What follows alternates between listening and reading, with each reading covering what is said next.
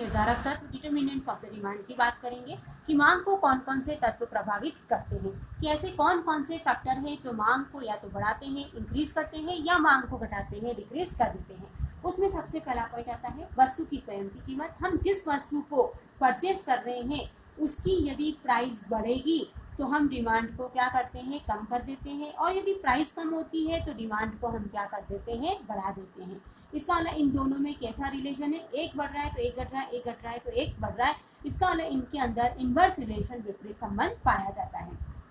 For example के लिए कि यदि हम प्राइस में क्या कहें कि किसी पेन की कीमत की बात करते हैं, और डिमांड में यदि हम क्या कहते हैं कि हम उस वस्तु की डिमांड करते हैं।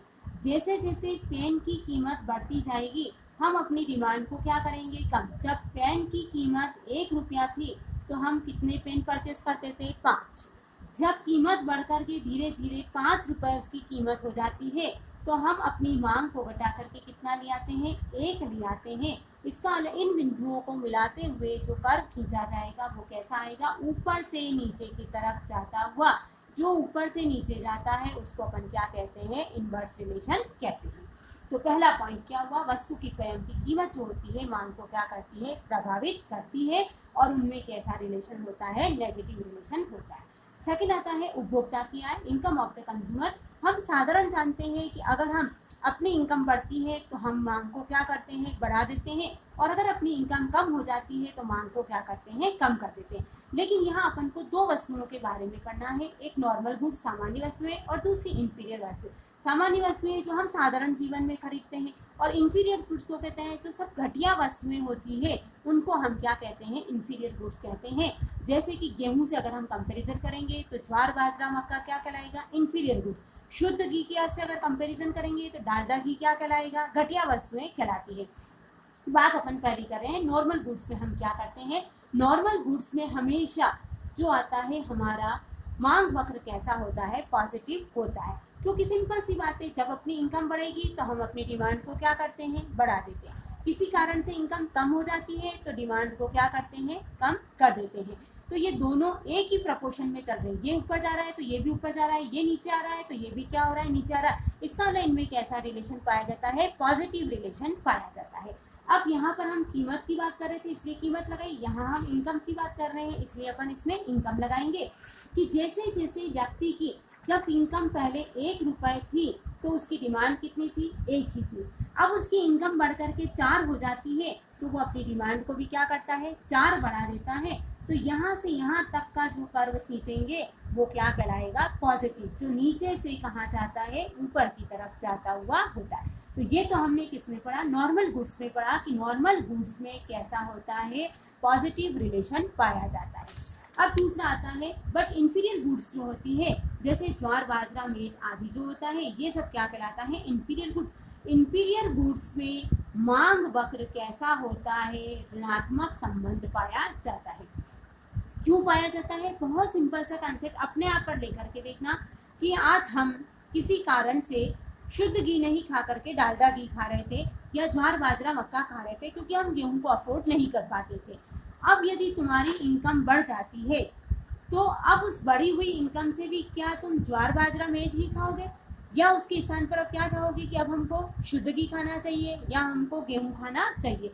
तो इंफीरियर गुड्स में बिल्कुल अपोजिट होता है। जब इनकम बढ़ती है तो हम डिमांड को क्या करते हैं, घटा देते हैं। कौन सी डिमांड को, ये घटिया वस्तुओं की जो डिमांड होती है इसको क्या करते हैं, कम कर देते हैं, और इसके स्थान पर हम अच्छी वस्तु का प्रयोग करने लग जाते हैं।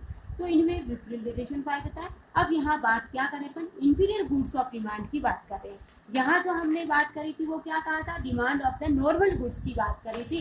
तो इंफीरियर गुड्स में वही इधर हम क्या बताएंगे, इनकम को बताएंगे कि जब पहले इनकम क्या थी, 1 रुपये थी, तो हम वो इंफीरियर गुड्स मतलब कि ज्वार बाजरा मेज को क्या करते थे, इतना 5 का प्रयोग करते थे। लेकिन अब जब अपनी इनकम बढ़ जाती है तो मैं धीरे धीरे इस इंफीरियर गुड्स की डिमांड को क्या करूँगी, कम कर दूँगी। जब कीमत मेरी इनकम बढ़ के 5 रुपये हो जाती है तो इंफीरियर गुड्स को अब मैं क्या करूँगी, एक ही यूज़ करूँगी या बहुत कम मात्रा में इसका यूज़ करूँगी। तो इनको मिलाते हुए जो कर्व खींचा जाता है वो कैसा होता है, नेगेटिव स्लॉप का होता है। तीसरी बात आती है प्राइस ऑफ रिलेटेड कमोडिटी, संबंधित वस्तुओं की कीमतें। संबंधित वस्तुएं मतलब कि दोनों एक दूसरे को क्या करती है, को रिलेट करती है। ये दो तरह की हो सकती है, एक कॉम्प्लीमेंट्री गुड होती है, दूसरी सब्स्टिट्यूट गुड्स होती है। कॉम्प्लीमेंट्री गुड्स हम किसको कहते हैं कि जिसमें एक के बिना दूसरे का काम नहीं चलता है। फॉर एग्जाम्पल जैसे स्कूटर पेट्रोल, मतलब स्कूटर है और पेट्रोल नहीं है तो उस स्कूटर का कोई यूज़ नहीं है। पेन है लेकिन इंक नहीं है तो उसका कोई यूज़ नहीं है। तो ऐसी वस्तुएं जिनका एक दूसरे के बिना काम नहीं चलता है, ऐसी कॉम्प्लीमेंट्री गुड्स में हमेशा इन्वर्स रिलेशन जो होता है वो पाया जाता है। इन्वर्स रिलेशन कैसे पाया जाता है, अब अपन यहाँ बात क्या कर रहे हैं, नीचे एक्स स्थान पर किस क्या बताएंगे, स्कूटर की क्या है डिमांड और पेट्रोल की क्या है प्राइस है। अब यदि हम कहते हैं कि पहले यदि पेट्रोल की प्राइस OP थी, मतलब यहाँ से लेके यहाँ तक या 50 रुपये थी, तब हम क्या करते थे, 2 स्कूटर का प्रयोग कर लेते थे। लेकिन अब यदि कीमत यहाँ से बढ़कर के पेट्रोल की इतनी हो जाती है, 50 की जगह 100 रुपये हो जाती है, तो हम तुरंत क्या कहेंगे, अब एक ही स्कूटर से हमको क्या करना है, काम चलाना है। तो if price of the complementary goods है ना पेट्रोल की, यदि हम कहें इंक्रीज टू द OP से कितना हो रहा है, OP1 हो रहा है, तो क्वांटिटी डिमांड स्कूटर जो होता है वो डिक्रीज होकर के कितना हो जाएगा, OQ से डिक्रीज होकर के कितना रह जाएगा, OQ1 रह जाता है। Therefore slope of the complementary good is negative. इन दोनों को मिलाते हुए जो कर्व खींचेंगे वो कैसी आएगी, ऊपर से नीचे, जिसको हम क्या कहते हैं, नेगेटिव कहो, इन्वर्स कहो, ऋणात्मक कहो, विपरीत कहो, सब कुछ क्या रहेगी, एक ही रहती है। तो ये क्या चीज़ बता रहा है कि कॉम्प्लीमेंट्री पूरक वस्तुओं में मांग वक्र कैसा होता है, ऋणात्मक होता है। दूसरा आता है सब्स्टिट्यूट गुड्स, स्थानापन्न वस्तुएं। सब्स्टिट्यूट वस्तु एक वस्तु के स्थान पर जो हम दूसरी वस्तु का प्रयोग कर सकते हैं, ऐसी वस्तुओं को हम क्या कहते हैं, स्थानापन्न वस्तुएं कहते हैं। कि हम चाय का प्रयोग करते हैं लेकिन कहीं गए चाय नहीं मिली तो हम क्या करते हैं, कॉफ़ी से अपना काम चला लेते हैं। हम रोज़ चपाती खाते हैं लेकिन कहीं बाहर गए चपाती नहीं मिली तो हम उसके स्थान पर चावल खा करके, पिज़्ज़ा खा करके, कुछ भी खा करके अपन क्या कर सकते हैं, अपना काम चला सकते हैं। तो जहाँ एक के स्थान पर दूसरे का हम प्रयोग कर सकते हैं, ऐसी वस्तुओं को हम क्या कहते हैं, कॉम्प्लीमेंट्री गुड कहते हैं। कॉम्प्लीमेंट्री गुड्स में हमेशा मांग वक्र कैसा होता है, धनात्मक होता है। यहाँ हम क्या बताएंगे, डिमांड किसकी बताएंगे, टी की, और इधर प्राइस किसकी बताएंगे, कॉफ़ी की, क्योंकि हम किसका ले रहे हैं, कॉम्प्लीमेंट्री का ले रहे हैं। अब यदि हम ये बात करते हैं कि पहले हम OP जो है वो कॉफ़ी की कीमत देते थे और OQ जो है हम चाय की डिमांड करते थे। अब हम किसी रेस्टोरेंट में गए और वहाँ पता चला कि कॉफ़ी की कीमत जो थी वो OP से बढ़ कर के कितनी हो गई है, OP1 हो गई है। जो 10 रुपए की कॉफ़ी थी वो अब 100 रुपए की हो गई है। तो हम वहाँ उस रेस्टोरेंट में क्या बोलेंगे कि भाई तू अब मुझे क्या कर ले, चाय को ही क्या कर दे दे। चाय की डिमांड को क्या करेंगे, अपन बढ़ा देंगे। तो इनमें जो कौन सा रिलेशन पाया जाता है, पॉजिटिव रिलेशन जो होता है वो पाया जाता है।